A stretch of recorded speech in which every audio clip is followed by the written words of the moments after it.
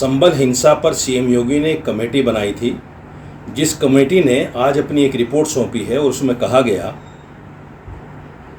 कि पहले यहाँ 45% हिंदू थे और अब 15% रह गए हैं। इन लोगों ने दंगों की वजह से पलायन किया है, जो बार बार दंगे होते थे।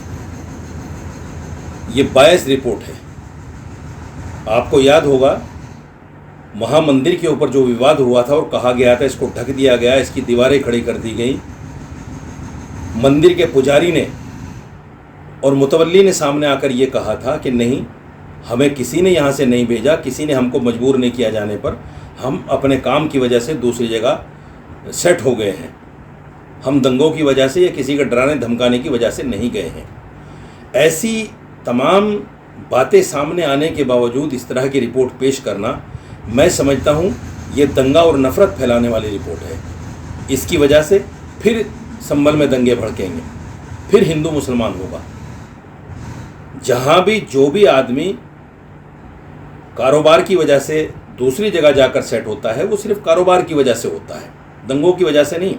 आप दिल्ली में देख लीजिए, लाखों करोड़ों लोग दूसरे स्टेटों से आकर यहाँ बस गए हैं, लाखों करोड़ों लोग, और वो सिर्फ इस वजह से आए हैं कि उनका यहाँ काम सेट हो गया, 2 पैसे की आमदनी अच्छी हो गई, इलाके में रोज़गार नहीं था, उनके पास कारोबार नहीं था, इसलिए वो दिल्ली आकर सेट हो गए।